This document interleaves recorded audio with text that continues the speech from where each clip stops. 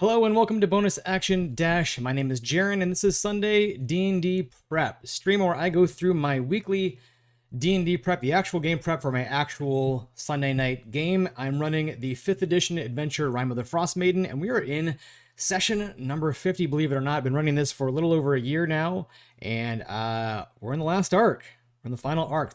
Players are in the lost city of Ithrin, and things are starting to get a little spicy. So before we get going, just another usual reminder that disclaimer really, by the time that I am sitting down here to do my D&D prep on this stream, I've had the luxury of having quite a bit of time throughout the week to think about my game, think about the session, think about what I'm going to do next.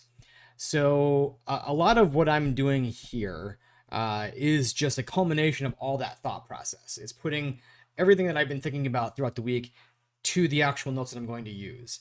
So I don't want to give off the impression that I am doing my entire D&D prep in an hour just before the game. I do have the luxury of being able to think about my game throughout the week. But that said, most of the time, by the time I'm sitting here at my notes, I've done a lot of thinking. Maybe I've done some reading because I don't want to be doing reading on the stream because I think that would be super boring. But you know, I'm not doing. I do have the luxury of being able to spend some time outside of the stream to do this. So that said, I guess let's jump in to what's going on. As I said, I'm running the 5th edition adventure Rime of the Frostmaiden, and boy, a lot of stuff is going on. Very excited here. So let's do a little bit of a recap. I am using Notion for my notes, and I'm basically using the structure of the Lazy DM prep by Mike Shea at Sly Flourish. And it's sort of modified over the course of the campaign. There are some things that I don't use anymore, some things that, you know, I don't feel like I need to take notes on. And at this point in the campaign, I know things pretty well. There's things that I don't really need to take notes on because I have it all up here. But that said, let's go ahead and recap from last time. The players, I think we began... Where were we? I think they began at the Tower of Necromancies, where we ended the prior session and started last time. They had kind of gone through and had an encounter with this brain in a jar named Lawrence, who'd kind of gone mad over the last 1800 years and was totally convinced that his boss, basically High Necromancer Catavix, oh yeah, totally fine, he's just upstairs working, you know, let's not disturb him because he's super important, I'm sure he's busy studying notes and whatnot. Very eccentric figure. And so the party went upstairs, and one of our characters got trapped by this soul that had been sequestered basically with the magic jar spell. As Ithrin was falling, High Necromancer Catavix had realized what was going on and tried to basically like put his soul into a magic jar spell, trapping it within an emerald in hopes of sustaining and getting out and surviving this crash. His body became too wrecked to actually use. So as soon as the party showed up, one of our characters went into the room. The necromancer saw his opportunity, went out and took over the body, and basically began searching for a diamond to try to resurrect the body, and try to, you know, true resurrection basically on his broken, you know, fractured body. That players kind of allowed that to happen. They were really tentative, and they got to meet Catavix, who had successfully raised himself from the dead as the necromancer that he is. It was then that Catavix basically said, "Hey, I see what you're looking for. You're looking for the piece of the Arcane Octet. I can give it to you, but please help me. I want to find out what happened to the High Enchanter Elvira." As the story goes, I am using the 5th edition supplement on DM's Guild called the Ithrin Towers Expanded. Fantastic supplement, highly recommend it. It's added so much depth and story and nuance to Ithrin. I can't speak enough about it. But he wanted to find out what happened to Elvira because they had sort of a secret romance. And he also asked the party to just give a check in on a friend of his, the High Diviner Apius. Which, if we look at the map here, that tower is supposed to exist over here. I've switched some things around to sort of accommodate today's weird session situation. We'll get to that. Party agreed, and they began. Last session is kind of where this all started. I'm kind of giving a lengthy recap here. They started with attempting to make their way across Ethrin, all the way. They knew they had to come all the way across to the Tower of Enchantment on the opposite side of the city. So I described some buildings that I thought they might be interested in because I had mentioned it before. This really cool dome-like structure. This is where the menagerie is, and I know that some players in the party had mentioned an interest in checking that out before, but they kind of are single-minded right now. They passed by the theater here, which they also said, we're not going to, whatever. They kind of beelined. As soon as they made it roughly to about here, behind where you can see on the map where the Spire of Iralarthus is, they began to notice some lights, some movement. And as they got closer to the obelisk, could kind of hear voices and saw these lights becoming brighter. The light of obvious lanterns. And as they creeped up, they saw the familiar face of the Red Wizard of Thay Dazan himself and his bodyguard Krintas. And then they saw a second Dazan, because as the story goes, in my version, they correctly theorized long time ago back in East Haven that Dazan was using these simulacrums to kind of do his business, and the one that was burned at the stake in East Haven was a simulacrum. So coming here now, they rejoined up with the real Dazan, this simulacrum they made real, the one that they found at the Lost Spire. And Krintas is here, the real Dazan is here with his simulacrum, and he's much more arrogant and kind of a piece of shit. Mentioned that, oh yeah, she spoke highly of you guys. You must be the Sunseekers. She looks up to you, Sarah Gritz. Really referencing the fact that, hey, I brought Esther down here, that person from your backstory, remember? I brought her down here, and oh yeah, she's totally going to show up at any minute. And after, about 10 minutes of interrogation and back and forth, and Sarah checking out the obelisk and noticing that it had runes of chronomancy as well as the other 8 schools of magic, is kind of tuned into the fact that now that, this obelisk has something to do with time magic, not sure what yet. And Dazan wants to use it for something, not sure what yet, but was totally convinced, and or at least was bluffing that, Esther's going to return at any time to bring back the thing that could activate this obelisk. Dazan just kind of totally bluffing. He doesn't actually know how to turn this thing on. He just kind of reasoned that, if this is Iralarthus Spire, this is kind of his town, there's probably some way in his secretive chambers that could turn this on, whether it's a scroll, some sort of spell, or a device, or something. And so that's kind of why he sent Esther in to do the dirty work. Initially, the way that I had planned out this story was that Dazan probably attempted to go through and get the pieces of the octad from the spires, and then was like, you know what, this is taking way too long. Esther, just go up there and get the thing for me, because I don't really care about any of this other stuff. I just want the obelisk. So after about 10 minutes of interrogation with Dazan, Sarah saw, Sarah Gritz, the person that's most connected to this NPC named Esther, noticed that the simulacrum Dazan approached the real one and said, hey, I don't know that she's really coming back, man. She's been gone for like at least half a day. What do you want us to do? And kind of just trying to, see what was up. And this is mostly me as the DM trying to poke a little bit at the players, see how they respond, see if it will come down to an encounter, a fight, a face-off. It might still very well. We'll see. But they decided that we're not going to take the bait. They decided that we have some stuff to do.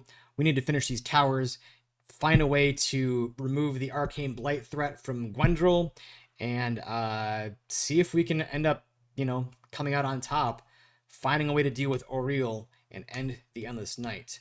They're very single-minded right now, and I'm proud of them for that. But we'll see what happens. They then decided to continue on to the Tower of Enchantment, all the way on the opposite side, past this ruined, frost and snow-covered district, which is mainly just broken buildings at this point.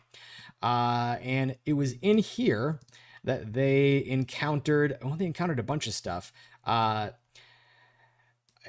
frost-covered interior where these pink rugs in the center, were completely not covered in frost, and that might have informed them of something that's weird.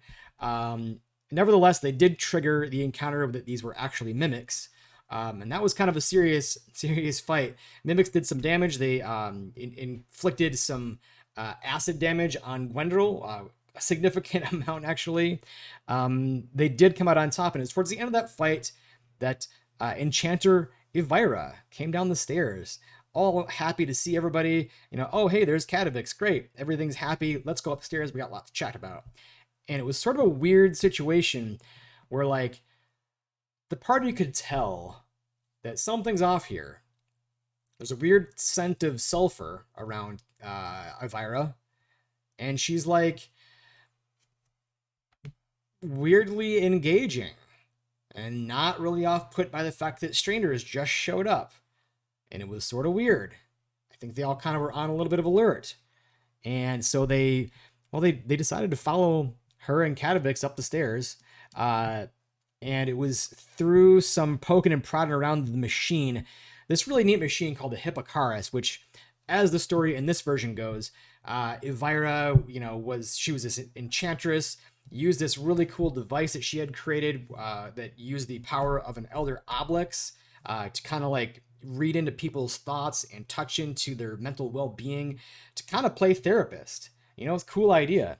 And but everything kind of went wrong at the crash of Ethrin, right? The oblex escaped, and has now been for the last 1800 years just sucking the memories of Elvira, who was now hidden behind this trap door here. So it was upon triggering the fight here, after they were kind of messing with the machine, Oblex revealed his true form, and the fight went down, and it was a lot of fun. I think it was a close fight, a threatening fight. Ultimately, the party was able to outdamage it, and it started begging for its life, saying, I'll give you, just let me go. I will give you my piece of the Octet if that's what you're looking for. I think the party really wanted to help Elvira as well, so the Oblex, complied and revealed behind the bookshelf that Elvira was sitting there, kind of brain sapped, basically. Her memory has been sucked away over the last 1800 years, and they then killed the Oblex and tried to. I allowed this. It's kind of not how it was supposed to go, but it was cool enough that I wanted to do it. So they stuffed the Oblex back into the machine, tried to fix it to get it to work, and attached hoses and latches and all sorts of stuff to try to fit the Oblex back in and get the machine to work again. With a high enough roll, they were able to basically get it in a functional state, at least to the point where they could use one of its spells, which was a greater restoration specifically for reversing the effects of the Oblex, which they did to the brain dead Elvira, who was sort of like, sort of is not even the right word. She was extremely traumatized, having gone through all the things in the last 1800 years, all of her memories sapped away, and she's still alive to experience it all. It's horrible. She had this really cool item called, what was it called? It's so cool. It is called, she has two that she dropped there. She dropped her staff, a staff of charming, and took off this really neat crown. It's called a crown of timeless body, and it was a gift given to her by Catavix. It's the thing that allowed her body to not age, basically. And it also has this really sweet effect that you can use once every 100 years to cast Time Ravage, which is an insane spell. It's one of those, like, use it at the right moment to have a really cool sort of campaign ending effect. and get the players out on top. It would be neat if that happened at the right moment. It's got a couple other spell effects as well. Um, One weird thing about this item, this actually kind of works well with how I'm playing this, is it says while wearing this crown, you age more slowly. For every 100 years that pass, your body ages only 1 year. And I described Elvira, I imagine her being, maybe late 30s at best. And Etherin's been crashed. Like the Etherin civilization existed, I think, I want to say like minus 300 or something. Might have been when Etherin crashed, and it's now 1489. So that's almost 1800 years ago. But doing the math, like, that doesn't add up to Elvira being only in her like mid to late 30s. But the way that I rationalize that in my head, and players don't know this yet, that I think that really fits into this whole time magic stuff. They are Etherin clearly was fucking with chronomancy and time magic. They've got the obelisk that will reset time, basically. I imagine they experimented in other ways as well. But one of the effects of Etherin, of being down here, is that time passes differently outside of Etherin. Once the players make it back to the surface of 10 towns of Icewind Dale, they'll see that much more time has passed than they thought, than they experienced in Etherin. So I think it actually kind of plays alongside of this weapon and how the math, or this item, the crown, and how the math doesn't really work out. She stayed down here in Etherin. Time works differently. She might have only aged, 20 years, which would have been the equivalent of, well, I guess it could still probably work either way, but I think it actually just kind of works, in my favor of how I'm planning it. So that's kind of where we left off, was after her memories were restored, after she basically like took off her crown and said, I don't want to be here anymore. I am like kind of tired of living at this point. The party convinced Katavix and Elvira to, if they were going to leave Etherin and try to make it out to the surface, to seek out the Akhenathi barbarian tribe. And specifically, I wrote this down in my notes because they named a character, and I want to make sure that I plan for that in case it comes up again. Seeker Ukai was who they were sent to. He was a character that I made up when they went through the barbarian tribe camp on their way to the Reged Glacier. Some barbarians that they had made allies with. That was my barbarian encounter that I didn't do in chapter 2. I did it kind of along the way, which would have been like right before chapter 6. And I didn't even do it by the book. I just did it in a neat way that I thought was cooler. So that's where we ended with Elvira and Katavix leaving the Tower of Enchantment. And I think the party is sort of making their next plans. So that's where we are with last session. And they got both Elvira's and Katavix's pieces of the puzzle. So still to go. If we look here, I think there's 3. No, they got this and they got this. They got necromancy and enchantment last. At least they should have. I will remind them if they didn't.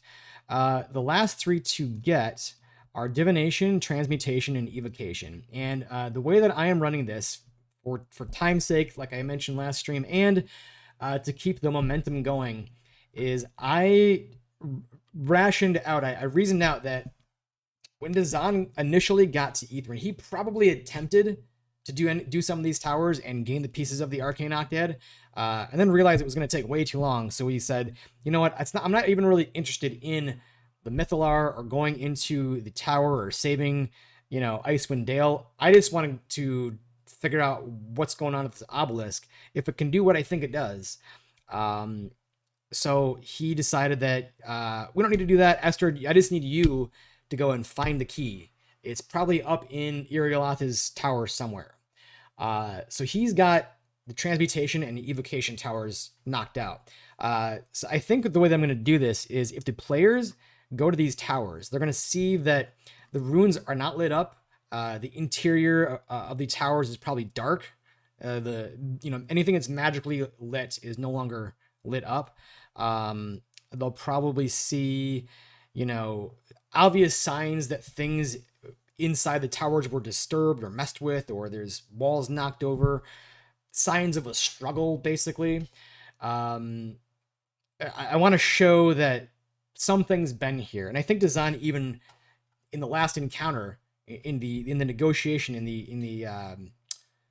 the discussion that they had with Dazan, I think he even alluded to the fact that he tried going to some of the towers already, and then just sent Esther up to get the things that he needed.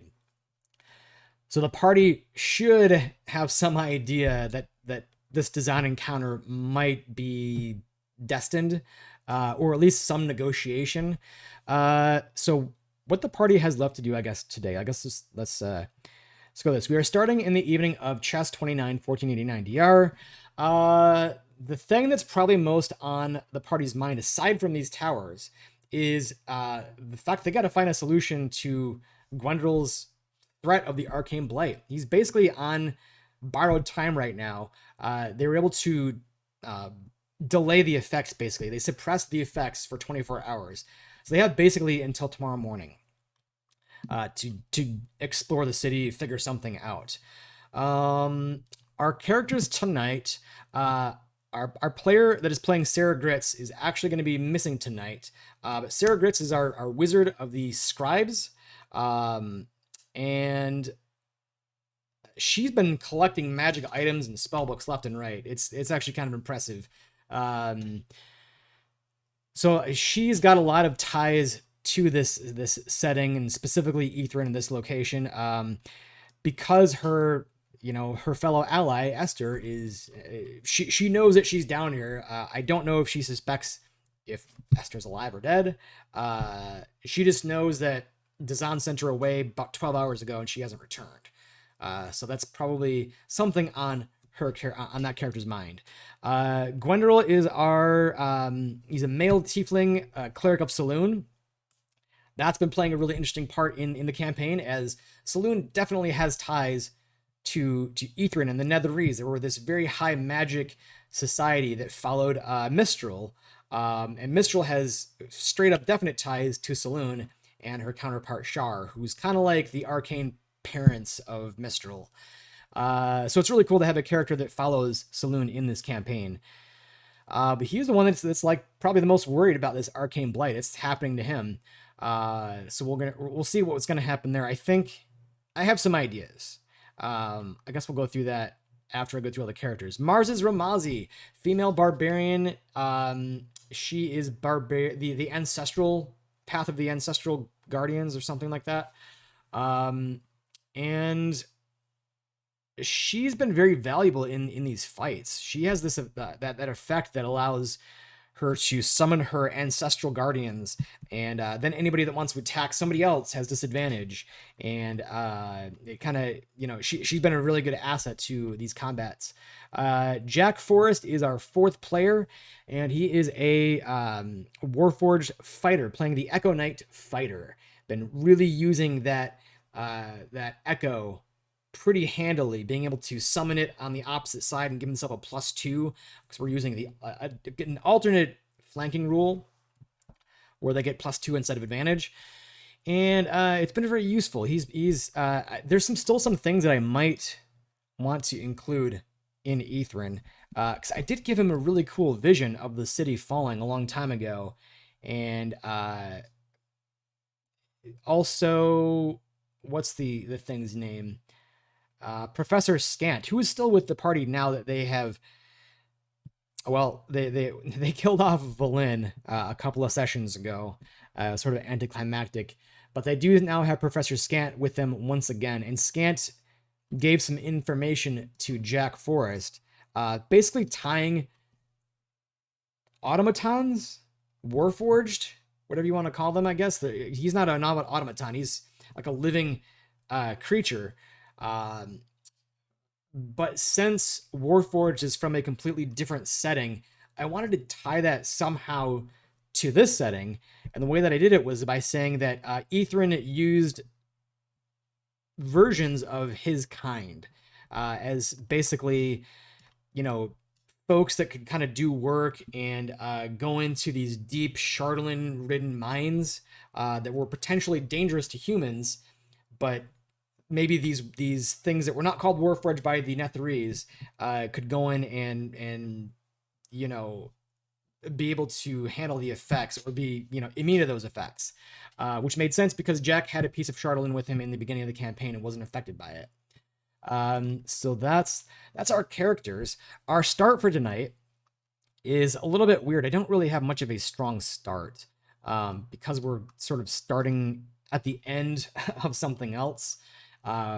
But basically, I'd imagine the tension among the parties kind of starting to increase and mount, as they would probably realize now that it's the evening of this night that the effects of the arcane blight on Gwendol are suppressed. He's maybe got 12 hours left, maybe less. It'll be sort of the beginning of the next morning that he'll have to make another save. We'll see what happens. The party probably would notice Kadavix and Elvira making their way through the city, probably not coming back across to the Necromancy Tower, but rather cutting across some of these safer districts here, basically making their way towards the causeway that the party initially entered Ithrin across. Our scenes today are probably the Tower of Divination, potentially an encounter with Dazan, and potentially an encounter with Scriven Scry. What I had thought,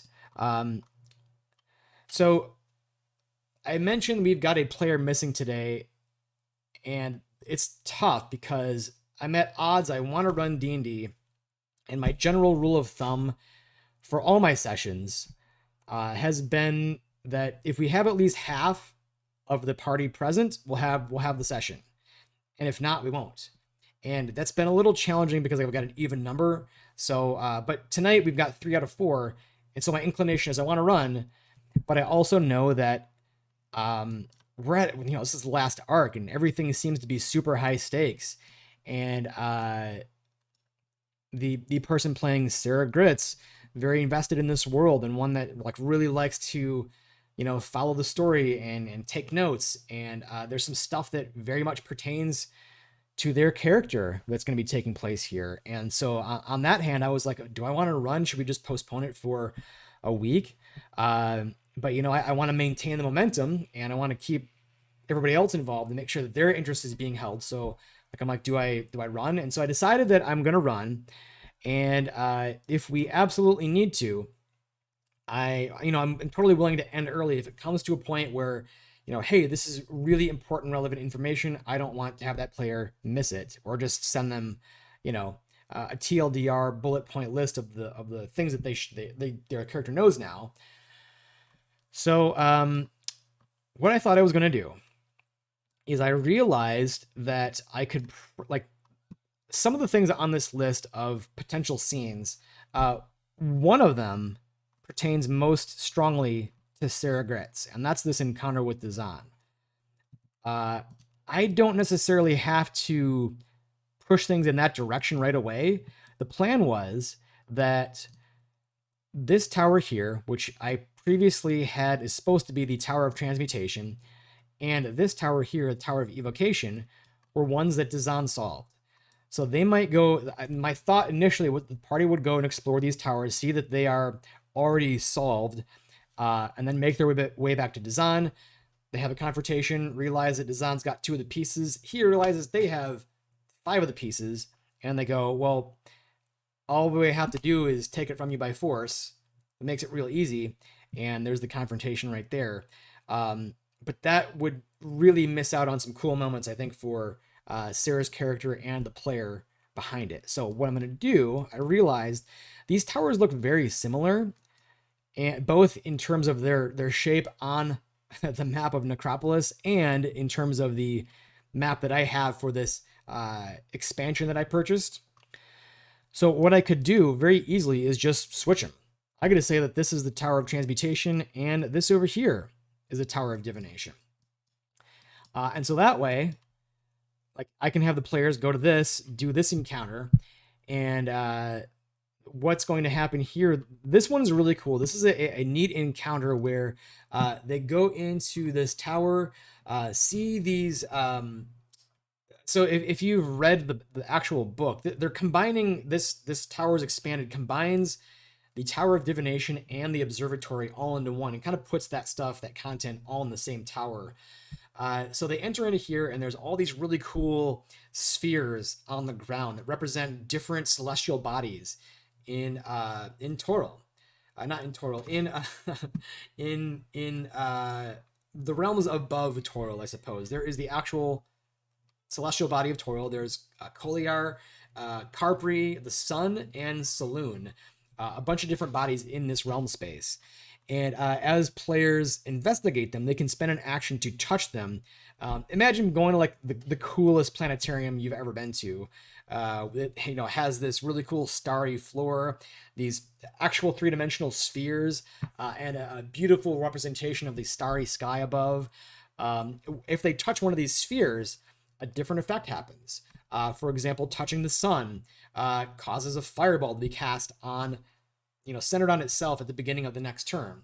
Koliar, if you touch that, it's this gray gas giant, and it gives you the ability to cast the fly spell for 1 minute. And so, like, each one of these celestial bodies is intended to give you a boon, or you could strategically use it to lure some creatures into where the sun is, touch the sun, and the next turn they're going to get hit with a fireball as you back off, and your enemies are scorched. And so what the intention is after you kind of take a look at the sky, at the ceiling, this beautiful starry sky, you gain there's one thing that happens, and then a second thing that happens after you look at it again. Basically, you're given a vision of the future.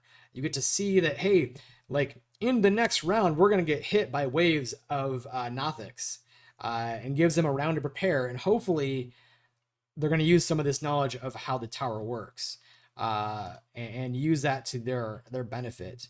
I can probably show this. I think I'm going to take the Magian off, because I think that's going to make this a bit long of an encounter. And yeah, I think I'm just going to take the Magian off. But the intention is they see that these waves of Nothics are coming, and they can use these celestial bodies as strategic, assistance in combat.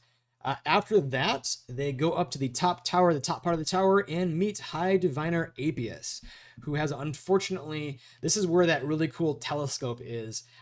She has unfortunately turned herself into a green slod, and doesn't really want much to do with the party, but is willing to help out.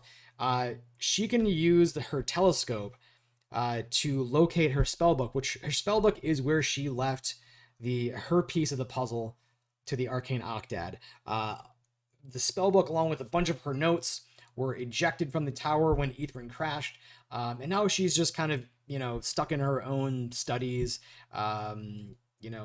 more obsessed with the fact that she was, she's come to this chaos phage from getting infected with a blue slod, than anything else, really. But players can negotiate and see where the spellbook is to go retrieve it and get that piece of the puzzle, and they're going to find, lo and behold, where do I have this page? It is actually, I have so many maps here.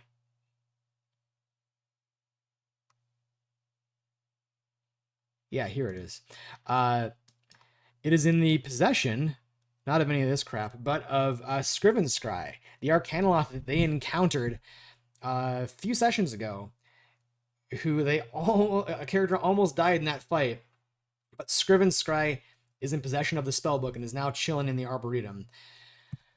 So they will have to make the ethical, moral decision of, do we give up our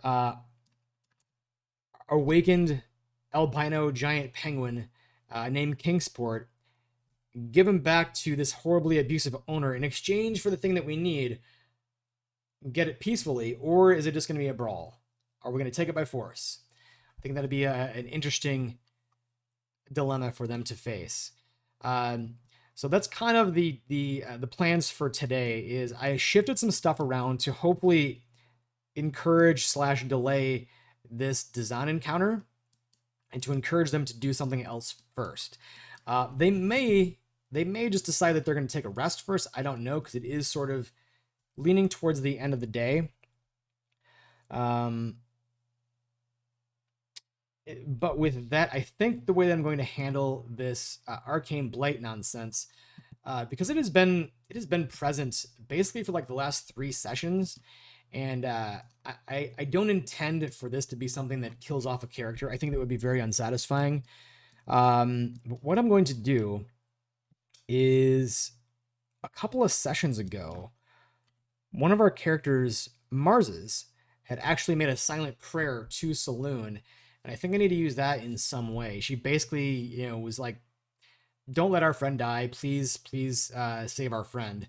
And so I want to make sure to keep that in mind. Maybe use that in some way. My thought was that more than likely what will happen, I think Sarah Gritz, I know this player won't be here, but I already talked to them outside of the game. This is what I wanted to talk about too. Come back to that in a second, I guess. Had mentioned Sarah, the player playing Sarah had mentioned that she's probably going to try to cast Remove Curse again, maybe at a higher level. I know Gwen can prepare Greater Restoration. That should be on the spells that he can prepare, and in this lucid state should have the foresight to know I need to prepare this. I think what I'm going to do is, because Mars has made this this petition basically to the goddess Saloon, Gwen will wake up moments before that time runs out. He'll have a moment to make that decision. And I think being able to do that, to be able to cast Greater Restoration in the final moments, I think I'm going to have a roll made. And depending on success or failure, there's going to be some long-term curse, which if you looked at those long-term curse tables, it's never anything like extremely serious. It's like, oh, you are blind for 10 hours or something like that. It's not meant to be a well, your character can no longer cast spells forever, reduce your intelligence by 5 points permanently. It's not like that kind of long-term curse. It's like a D10 number of hours, and something that's like minor, but definitely going to make an impact. So that's probably what I'm going to do with that. The main point, I think, of the Arcane Blight, it doesn't feel good to me to have that be the thing that kills off a character, but I do like the effect that it has basically shown to be a big threat, shown to be that Ithrin is a dangerous place. I think it's driven that point home, that this isn't a place of luxury, a place of you didn't stumble into the King's Vault. You stumbled into a place that, sure, there's cool goodies here, but it's also a place that magic has just lived dormant for 1800 years, and bad things can come out of that. And that's not to even say anything about like whether or not Ithrin itself was a good city. It was ruled by a lich, and it was like the mages of the Netherese were pretty arrogant and thought that they were untouchable, basically. It's kind of why they fell. If you don't know, go look up Karsa's Folly. It's a cool story. And Ithrin fell about 4 years prior to that.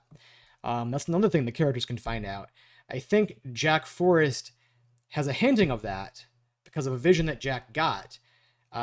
Sarah Gritz also has possession of a telescope that belonged to a traveler to Ithrin, that can sort of like play back some of the final moments that were recorded 1500, 1700 years ago, whatever it is, and show even further that something happened to cause Ithrin to fall. There was some explosion within the Tower of Eriolarthus that basically was like an EMP for magic, that shut off magic, and that's what caused Ithrin to fall. It wasn't like some grand, it wasn't, it wasn't Mistral cutting herself off from the weave, shutting off magic. It was an explosion that happened from inside the tower. And that's what I want to, convey to the players at some point. Now, on the topic of a player not being here, but this being like definitely a kind of session where I feel a little uncomfortable with not having them be here. One of the things that I did to make sure that this was still going to be a good session and that I could still feel comfortable having their character be present was I sent that player a message. And by the way, it was, they messaged us first and said, hey, I got an opportunity to do some stuff tonight. Please still play. So it wasn't like I found out that they were going to be missing and I said, well, you know what? We're still going to do it anyways without you. It was their idea for us to continue to play. So I reached out to them and said, they made sure to update their spell list and gave me a screenshot of what it is right now and what it would be after a rest. So that was super helpful. But I asked them, what are the 3 things that are like the biggest priority for Sarah right now? What 3 things is she thinking about? Because if it came time to make some decisions, I wanted to be able to not make that for the player. I wanted to get some insight as to what their character would do. So I didn't feel like I was playing their character for them or making any decisions that would be outside of the realm of what their character would do. And I think that was really helpful. They actually sent me quite a bit of information, not just like, oh yeah, here's a bullet point list of 3 things. But they kind of gave me, hey, here's some other things that Sarah's thinking about. She doesn't believe that Avarice is dead. So she's kind of on the lookout for Avarice. She definitely, wants to help solve the Arcane Blight problem with Gwen, is really trying to, find some way to take out Oriel and to bring, Seasons and Light back to 10 Towns. Doesn't really want to mess with Dazan unless it's absolutely necessary, and really wants to find out what happened with Esther.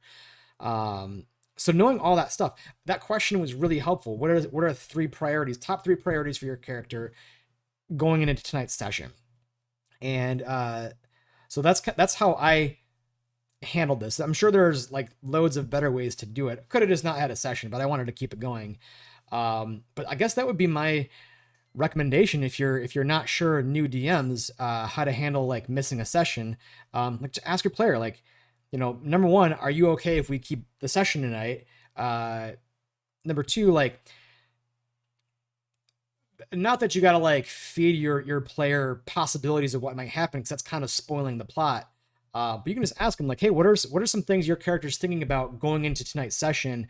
What are some priorities that they have? What are some things they want to do? And then you can kind of plan around that. I guess I'm fortunate that I didn't have to drastically, alter the campaign because this player was not going to be here tonight. And I didn't have to really shift things around too terribly bad, or like come up with some weird random secondary encounter for them to go do, just so that we could like leave the important stuff to when all the players are here. That would feel really kind of gross and like filler and fluff.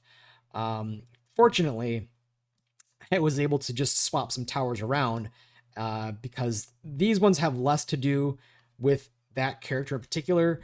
The things that really have something to do with her character are the obelisk.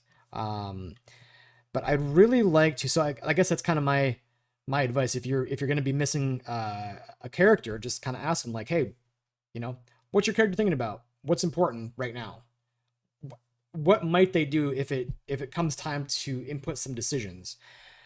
So my thoughts going forward here is I don't want to spend more than like, after tonight, maybe like one more session solving the towers. I'm really ready to be off of the towers and diving into the Spire of Aerial Arthas. So I'd like to wrap this up as quick as we can, and not drag this out a whole lot more further. because there's still a lot to do. They have the encounter with this whole tower, the Tower of Divination, and then the encounter with Scriven Scry to get that piece of the puzzle. They potentially have an encounter with Dazan, unless, this could go another way as well. They could go back to the obelisk, realize Dazan's got these two pieces that they need, and they could just negotiate. Like, hey, yeah, what do you need from Irialarth's tower? We'll get it for you. Just give us the pieces. No problem. Maybe, Dazan decides to go with him. I don't know. Maybe Dazan says, give me something in return as collateral, so I know that you're not full of shit. Who knows? Or it could be a fight. I don't know. And then they have, well, I guess I don't really know. I imagine once they realize the force field is dropped, they will notice two things potentially. Well, one, the force field drop. They could totally just walk up to the Mythalar now. But two, they hear the opening and unlocking, and then the opening of a door at the base of this support here. A door which will let them magically traverse up to the base entryway of the Tower of Irialarthus. So one of two things could happen. They could try to attune to the Mythalar and initiate some encounter with Irialarthus, because he's already attuned. He's still attuned. He's not going to let them attune to it. I know the book says that's supposed to trigger a Tomb Tapper encounter, but why would it not trigger an Irialarthus encounter? That doesn't make any sense to me. Or they could hear the door open and go, wait, what's over there? Let's go check that out, and just skip that altogether. And so we've got this before we even get to the Tower of Irialarthus. So like I said, I'd like to not drag it out much further. I would really like to wrap up these towers at least after tonight and the next session. They theoretically could have done it all tonight if they were really in a hurry. But I'm not going to force anything. I'm going to let them do what they want. They even could go and still do some exploration, at the menagerie, or, all this crap over here in these sectors. They could just bypass it and say, hey, we've kind of got a mission we're on. At some point, I imagine they're going to come back to the Tower of Conjuration, which is where they have access to the Magnificent Mansion, and they can take a much more comfortable and safe rest. And we probably got to roll to see if Auriel shows up again. Maybe that'll be like an every other night sort of thing. But I think that's probably enough for tonight. It's basically going to be one of these three things. They go to the Tower of Divination. Hopefully that's kind of the next place they go. It's like the most immediate direct line, right? I guess they could do other things. I'm not going to try to railroad them into doing certain things. That is one mistake I made last session, was assuming that this obelisk encounter with Dazan was going to be a fight, and then they didn't fight. So I guess that's my mistake, but it worked out okay. And more than likely, once they see that these towers are basically done, where are the other two complete towers? Oh yes, this one that's closest to Dazan, Tower of Evocation. Once they see that one's done, they might get the hint. And then they have a fight with Scriven Scry. So I think that's probably enough. I'm still using some of the Ithran lore for my secrets, and I got a couple things here as well. Things that pertain to these specific scenes and quests. But I think that's probably going to do it. I'm going to give my voice a rest and end this a little bit early tonight. I don't need to fill an hour. This is probably good enough. As long as I've got enough for the session, we should be good. And I think, all things considered, we're in a good spot. So thank you for sticking around. If you watched, we'll be up on YouTube very shortly. And we'll be back here again next Sunday, as usual, 5 p.m. Central, to do D&D prep. I think I'm going to continue Thursday night streaming as well at 9 p.m. Central. Last Thursday, if you missed it, go check it out. I streamed my review of the 1 D&D playtest. And I'm going to follow that up, I think, next Thursday, same time, 9 p.m. Central, talking about sort of the tail end of that, the future of D&D the direction that Wizards is going, and the really cool looking VTT that they previewed. So come join me then Thursday night at 9 p.m. Central or next Sunday night at 5 p.m. We'll be back either way. Thanks again, and we'll see you next time.